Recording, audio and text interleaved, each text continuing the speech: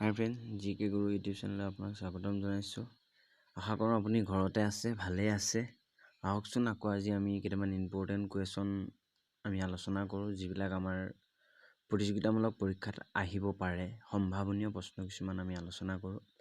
প্ৰথম কুৱেশ্যনটো হ'ল, সাহিত্য একাডেমী বঁটা লাভ কৰা প্ৰথম অসমীয়া কাব্যগ্ৰন্থ বনফুল। বনফুলৰ ৰচক কোন আছিল? যতীন্দ্ৰনাথ দুৱৰা। যে বনফুলৰ ৰচক কোন আছিল? যতীন্দ্ৰনাথ দুৱৰা। এই গ্ৰন্থখন প্ৰকাশ পাইছিলে 1955 চনত। প্ৰথম অসমীয়া অভিধানখন কিমান চনত কোনে ৰচিত আৰু প্ৰকাশিত কৰিছিল? 1867 চনত মিল্ছ বৰ্ণছনে। 1867 চনত অসমীয়া অভিধান ৰচনা কৰিছিল মিল্ছ বৰ্ণছনে। ঠিক আছে। নেক্সটটো হ'ল, প্ৰথম অসমীয়া গদ্য সংকলন কথা গীতাৰ ৰচক কোন? যে কথা গীতাৰ ৰচক হ'ল ভট্টদেৱ। 4 নম্বৰ প্ৰশ্নটো হ'ল যে আনন্দৰাম ঢেকিয়াল ফুকনৰ দ্বাৰা ৰচিত কোনখন পুথি অসমীয়া ভাষাৰ প্ৰথম পাঠ্যপুথি? আনন্দৰাম ঢেকিয়াল ফুকনৰ দ্বাৰা ৰচিত কোনখন পুথি প্ৰথম অসমীয়া ভাষাৰ পাঠ্যপুথি আছিল? অসমীয়া ল'ৰাৰ নৃত্য। অসমীয়া ল'ৰাৰ নৃত্য আছিল আনন্দৰাম ঢেকিয়াল ফুকনৰ দ্বাৰা ৰচিত এখন পাঠ্যপুথি। অসমীয়া ভাষাৰ লিখিত শ্বৰ্টহেণ্ড পদ্ধতি প্ৰৱৰ্তন কৰা প্ৰথম ব্যক্তিজনৰ নাম কি আছিল? যে অসমীয়া ভাষা লিখিত শ্বৰ্টহেণ্ড পদ্ধতি প্ৰৱৰ্তন কৰা প্ৰথম ব্যক্তিজনে আছিল ফণী শৰ্মা। ফণী শৰ্মা। অসম সাহিত্য সভাই প্ৰকাশ কৰা প্ৰথম অসমীয়া অভিধানখনৰ নাম কি? অভাউসাই প্ৰকাশ কৰা প্ৰথম অভিধানখন আছিল অসমীয়া চন্দ্ৰকান্ত অভিধান।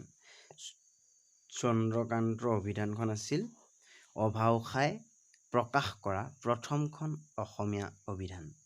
নেক্সট কুৱেশ্যনটো হ'ল, অসমৰ মুখ্য ভাষা কি? অসমৰ মুখ্য ভাষা হ'ল অসমীয়া। হিন্দী ভাষালৈ অনুদিত প্ৰথম অসমীয়া কিতাপখনৰ নাম কি? হিন্দী ভাষালৈ অনুদিত প্ৰথমখন অসমীয়া কিতাপৰ নাম হ'ল যে চিত্ৰভাগৱত। চিত্ৰভাগৱতখন হিন্দী ভাষালৈ অনুদিত প্ৰথমখন অসমীয়া কিতাপ বা গ্ৰন্থ। অসমীয়া ভাষা সাহিত্যৰ পিতৃ কোন? আমি কাক অসমীয়া ভাষাৰ পিতৃ বুলি জানো? অসমীয়া ভাষা সাহিত্যৰ শ্ৰীমন্ত শংকৰদেৱ। শ্ৰীমন্ত শংকৰদেৱ হ'ল অসমীয়া ভাষা সাহিত্যৰ পিতৃ।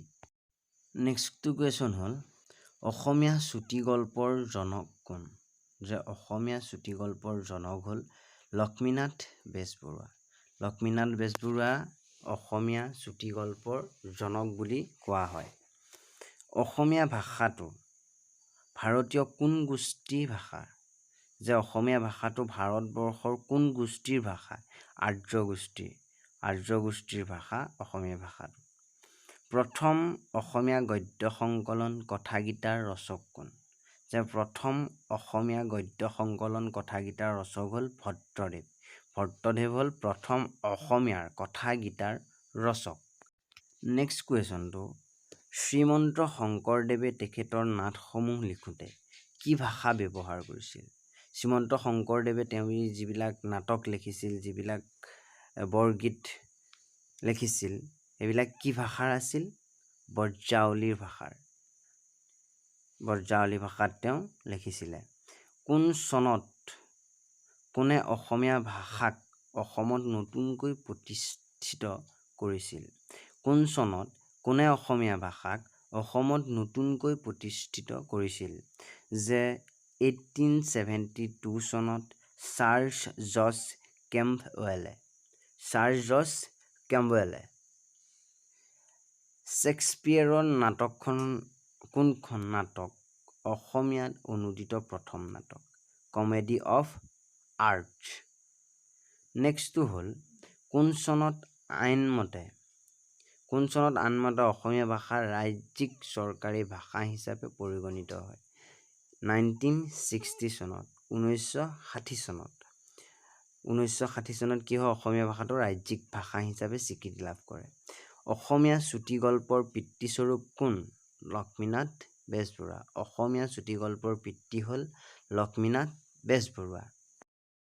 নেক্সট কুৱেশ্যনটো হ'ল, 1990 চনত কাৰ দ্বাৰা ৰচিত কোনখন উপন্যাস হৈছে প্ৰথম অসমীয়া উপন্যাস? যে প্ৰথম অসমীয়া উপন্যাসখন আছিল ভানুমতী। পদ্মনাথ গোহাঁই বৰুৱাৰ দ্বাৰা ৰচিত আছিলে। পদ্মনাথ গোহাঁই বৰুৱাৰ দ্বাৰা ৰচিত আছিলে আৰু উপন্যাসখন আছিল ভানুমতী 1990 চনত। শংকৰদেৱৰ দ্বাৰা উদ্ভাৱিত এক অংকযুক্ত নাটকসমূহক কি নাট বোলা হয়? এক অংকযুক্ত নাটকসমূহক অংকীয়া নাট বুলি কোৱা হয়। অংকীয়া নাট। নেক্সট কুৱেশ্যনটো হ'ল সাহিত্য একাডেমী বঁটা লাভ কৰা কোনখন পুথি অসমীয়া প্ৰথম পুথি আছিল? যে অসমীয়া পুথিখনৰ নাম কি যিখনে প্ৰথম সাহিত্য একাডেমী বঁটা লাভ কৰিছে? বনফুল। বনফুলেই হ'ল প্ৰথম অসমীয়া পুথি যিখনে সাহিত্য একাডেমী বঁটা লাভ কৰিছিল। বন্ধুসকল, আজিলৈ ইমানেই আছিলে আমি আলোচনা কৰিবলগীয়া বিষয়সমূহ। যদি ভিডিঅ'টো ভাল পালে লাইক কৰিব, শ্বেয়াৰ কৰিব, কমেণ্ট কৰিব আৰু ছাবস্ক্ৰাইব কৰিবলৈ নাপাহৰিব।